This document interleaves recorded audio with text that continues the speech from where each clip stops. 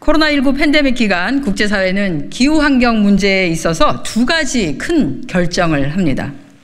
2021년 글래스고 UN 기후총회에서는 석탄 발전의 단계적 감축을 결정하였고 2022년 케냐 UN 환경총회에서는 플라스틱 오염 종식을 위한 법적 구속력이 있는 새로운 국제협약 마련을 결의합니다.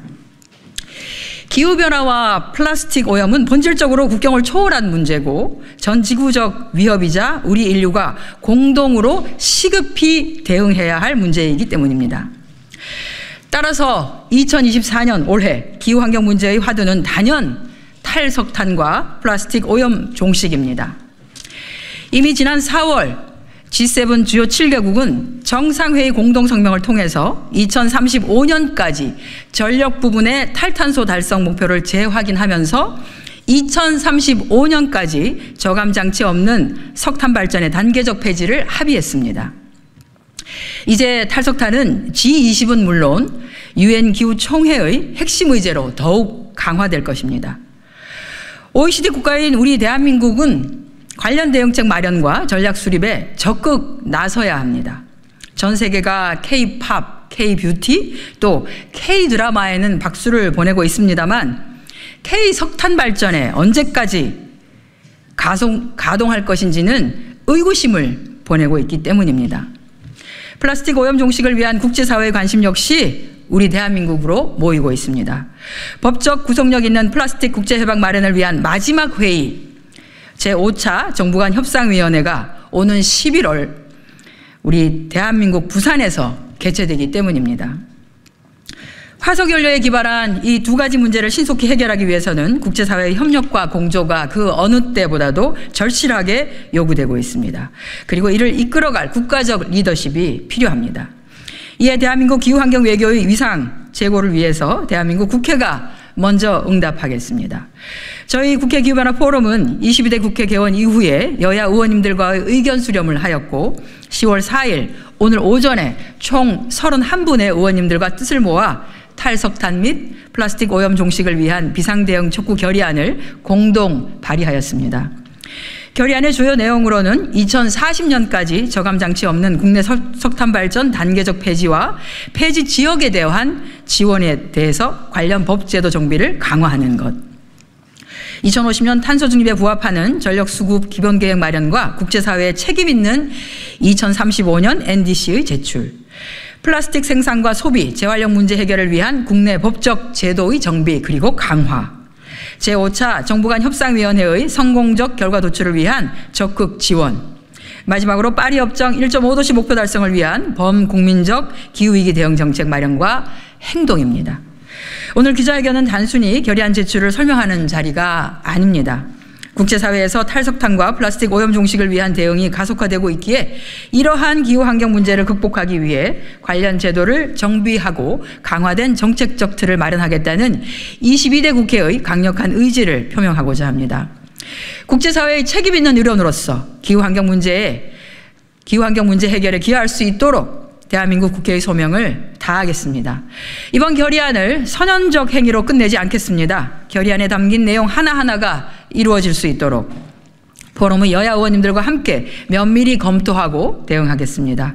또 그런 과정 속에서 다양한 이해 당사자와도 소통하고 경청하겠습니다. 대한민국 국회는 전 지구적 기후 환경 문제 해결을 위해 탈석탄과 플라스틱 문제에 관한 국제사회의 동향과 대응을 엄중히 인식하며 기후위기 문제 해결과 플라스틱 오염 종식을 위한 능동적인 행동을 바탕으로 미래 세대에게 지속 가능한 지구환경을 물려주기 위해 다음과 같이 결의한다. 대한민국 국회는 국제사회의 기후위기 대응 핵심 의제인 탈석탄을 포함한 화석연료로부터의 전환 등에 관한 제28차 UN 기후변화협약 당사국 총회의 결정 사항을 주목하며 국내 여건을 고려하고 전 지구적 노력에 기여할 수 있도록 2040년까지 저감장치 없는 국내 석탄 발전의 단계적 폐지를 위하여 석탄 화력발전소 폐지 지역 지원 등 포함한 관련 법적 제도를 정비 및 강화한다. 이를 위해 우리나라 2050 탄소 중립 목표에 부합하는 전력 수급 기본 계획을 마련하고 2025년 상반기까지 국제사회에 책임 있는 2035 국가 온실가스 감축 목표 NDC를 제출할 수 있도록 관련 대책의 조속한 마련을 정부에 촉구한다. 대한민국 국회는 플라스틱 오염 종식을 위한 법적 구속력이 있는 새로운 국제협약 마련을 위해 2022년 3월 유엔 환경총회의 결의안을 환영하며 화석연료에 기반한 플라스틱의 생산과 소비, 재활용 문제 해결을 위해 국내의 법적 제도를 정비 및 강화한다. 특히 2024년 11월 부산에서 개최되는 제5차 정부 간 협상위원회의 성공적인 결과 도출과 국가기후환경 외교의 위상 제고를 위해 적극적 지원에 나선다.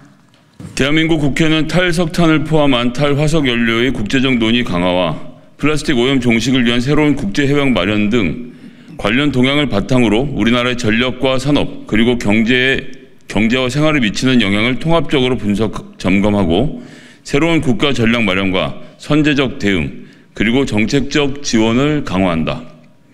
이를 위해 미래 세대, 정부, 지자체, 산업, 시민, 노동, 학계 등 다양한 이해 당사자들의 의견을 수렴하며 공감대를 형성하고 궁극적으로는 지구 평균 기온 상승을 산업화 이전 대비 1.5도씨 이하로 제한하는 파리협정의 목표 달성을 위해 범국민적인 기후위기 대응의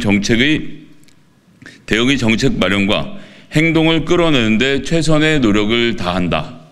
우리는 지금 기후위기 대응의 전환점에 서 있습니다.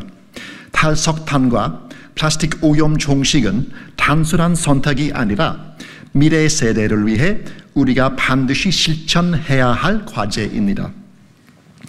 금주 일요일에 영국에서는 마지막 석탄 발전소 가동을 멈추고 142년 석탄 역사에 막을 내렸습니다. 영국은 G7 국가들 중 최초로 석탄 발전을 중단한 국가로서 2030년까지 발전 부문에서 탈탄소화를 이루고 2050년까지 탄소 중립을 달성하겠다는 강력한 의지를 보여줍니다. 풍력 발전은 2023년 기준 영국 전력의 29.4%를 차지하고 있으며 석탄 퇴출로 인한 빈자리를 메꾸고 있습니다. 영국을 포함한 많은 국가들은 유엔이 정한 시한인 2월 25일보다 훨씬 앞서 COP29에서 NDC를 발표할 예정이며 1.5도와 연계된 2035년 NDC 목표 설정이 필요합니다. 기후행동이 시급한 만큼 플라스틱 오염에 대한 국제적 합의 또한 시급합니다.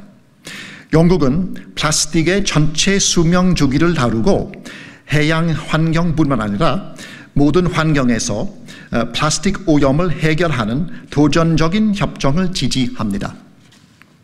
환경을 보호하고 인간 건강에 대한 위험을 최소화하기 위해 모든 출처에서 플라스틱 오염을 종식시키는 것을 목표로 해야 합니다. 국회 기후변화 포럼의 이번 결의안 발의는 여야를 넘어서 협력의 상징이며 우리 사회 모두가 기후위기 및 플라스틱 문제 해결을 위해 한 마음으로 나아갈 수 있는 중요한 출발점이 될 것입니다. 기후 대응은 더 이상 미룰 수 없는 과제입니다. 오늘 이 자리가 국회를 넘어 국민적 공감대를 형성하고 지속 가능한 미래를 향해 한 걸음 더 나아가는 계기가 되기를 바랍니다. 청년 세대 일원으로서 오늘 제출된 탈석탄 및 플라스틱 오염 종식을 위한 비상대응 촉구 결의안을 환영합니다. 저는 코로나19가 한창 유행하던 때 입학하여 소위 코로나 학번이라고 불립니다. 비록 코로나 시대에 제대로 된 대학생활을 해보진 못했지만 기후변화와 관련된 전 세계적 그리고 일상의 변화는 경험할 수 있었습니다. 지난 2021년 저는 포럼 대학생 창간단원으로 영국 글래스고에서 개최된 COP26을 창간하였고 당시 유엔 기후변화 협약 당사국 중에 최초로 결정문에 석탄 발전과 관련된 내용이 담겼습니다. 그러나 기후위기라는 급박한 상황에 대응하기엔 여전히 부족함이 있는 문구여서 이에 대한 평가는 엇갈렸습니다. 또한 2021년은 플라스틱 대란의 해였다고 할 수 있습니다. 일회용 마스크와 컵, 그리고 배달용기까지 일회용 플라스틱 사용은 폭발적으로 증가하였고 우리 일상 속에 플라스틱이 얼마나 많이 잠식해 있는지, 그리고 거대한 전염병 앞에 우리의 지속가능한 미래는 잠시 미뤄질 수 있음을 깨닫게 되었습니다. 그러나 국제사회는 2022년에 세계 첫 플라스틱 오염 방지를 위한 국제협약을 마련하기로 합의하였고, 지난해 개최된 컵28에선 석탄 발전을 포함하는 화석연료가 결정문에 담겼습니다. 이는 전 지구적 기후 환경 문제 해결을 위해 국제사회가 멈추지 않고 협력적 행동을 시작한 것이라고 볼 수 있습니다. 오늘 국회에 제출된 결의안도 이와 같다고 생각합니다. 비록 모두가 만족할 만큼의 강력한 문서는 아닐 수 있으나 국회 차원에서 탈석탄과 플라스틱 오염 종식을 위한 의지 표명의 시작이라는 점에서 희망적이라고 생각합니다. 그러나 이 결의안이 끝이 아닌 진정한 시작이 되기 위해선 반드시 행동으로 옮겨져야 합니다. 결의안에 서명하신 31인의 위원님들의 강력한 실천을 통해 행동하는 기후국회의 모습을 보여주시기를 부탁드립니다. 현재 일선의 환경교육과정은 기후변화 대응의 시급성을 고려하여 미래 세대에게 기후위기와 기후행동을 하나의 중요한 영역으로서 가르치도록 개정되었습니다. 아이들에게 지속가능한 세상을 물려주겠다는 결의안이란 어른들의 약속이 꼭 지켜지기를 희망하며 결의안의 성공적인 이행을 응원합니다. 오늘 발표하신 결의안은 들으신 대로 기후변화와 플라스틱 오염 이 두 가지를 해결하기 위해 모두의 뜻을 한데 모으자는 내용입니다. 사실 기후변화와 플라스틱 오염은 서로 연결되어 있습니다. 기후위기는 생태위기를 낳았고 생태의 파괴는 코로나19라는 팬데믹으로 이어졌습니다. 그 팬데믹은 전 세계를 플라스틱 일회용품으로 이제 넘쳐나게 했습니다. 우리가 사용하는 플라스틱, 이 플라스틱의 생산과 소비, 폐기와 소각, 분해 전 과정을 통해서 온실가스가 배출이 되고 이는 다시 기후위기로 되돌아옵니다. 45억 년 동안 지구는 자연의 속도대로 순환을 하였습니다. 하지만 산업혁명과 인구 증가로 인해 인류는 대가속의 시대를 열었습니다. 물질과 에너지 소비는 기하급수적으로 증가했습니다. 물질 순환이 자연의 정화 속도를 훨씬 뛰어넘는 대가속 시대에는 지구 생태계가 오염을 감당할 수가 없습니다. 온실가스도 쌓이고 폐기물도 쌓이고 플라스틱도 쌓입니다. 바로 인류세가 도래한 것입니다. 우리는 이 속도를 줄여야 합니다. 그걸 고민해야 합니다. 저는 개인적으로 한 30년 동안의 환경기자 생활을 마감하고 1년 전에 환경신데믹 연구소, 에코신데믹 연구소라는 걸 만들었습니다.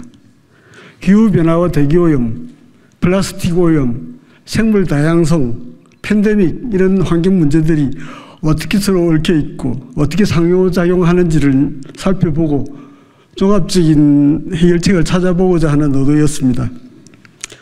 이제 다 같이 환경신데믹 시대를 맞아서 해결책을 찾아야 합니다. 이를테면 우리가 살아가는 도시, 그 도시가 환경적 자립성을 가지고 환경적 자족성을 가질 수 있도록 노력해야 합니다. 그런 점에서 오늘 국회 기후변화 포럼에서 결의안을 마련해 주시고 발표해 주신 데 대해서 감사드리고 지지의 말씀을 드립니다. 앞으로 각계의 의견을 수렴해서 대응책을 찾겠다 하셨으니 저희도 적극 협력하겠습니다. 환경단체들도 이 운동에 적극 참여하겠습니다. 네, 저희 국회 기후변화 포럼은 22대 국회에서 3가지 목표를 설정하고 있습니다. 첫 번째가 탈석탄 및 플라스틱 오염 종식에 관한 법 제도의 정비입니다. 둘째는 국제사회에 기여하는 2035 NDC 감축 목표의 마련입니다. 그리고 마지막으로 기후위기 영향 최소화 및 적응 대책의 강화입니다. 이 3가지는 향후 이루어질 우리 4년의 22대 국회 기간 동안에 끊임없이 저희가 소통하고 경청하면서 함께 만들어 나갈 것입니다. 우선은 가장 앞으로 당겨져 있는 11월에 예정되고 있는 플라스틱 오염 종식을 위한 대응 전략과 국제 협력 방안에 관련해서 저희가 이번 부산에서의 플라스틱 종식과 관련한 협상이 잘 이루어질 수 있도록 국회 차원에서도 적극적으로 지원하고 또 나설 계획입니다. 11월 초에 저희가 플라스틱 오염 종식을 위한 대응 전략과 국제 협력 방안 관련한 세미나도 준비하고 있다는 말씀을 올리겠습니다. 무엇보다도 내년 상반기 유엔 기후변화 협약 사무국에 2035년 감축 목표 NDC를 제출해야 합니다.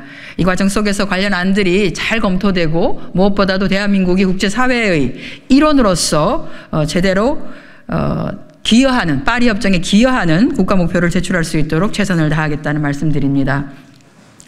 마지막으로 최근 들어서 기후재난이 정말로 심각해지고 있습니다. 이에 따라서 영향과 피해를 최소화하고 회복력에 방점을 둔 기후 적응 대책이 강화될 필요가 있습니다. 이 역시 국가 기후 적응력 강화를 위해서 저희 포럼 차원에서 법률적 또 제도적 체계를 정비하도록 최선을 다하겠다는 말씀드립니다.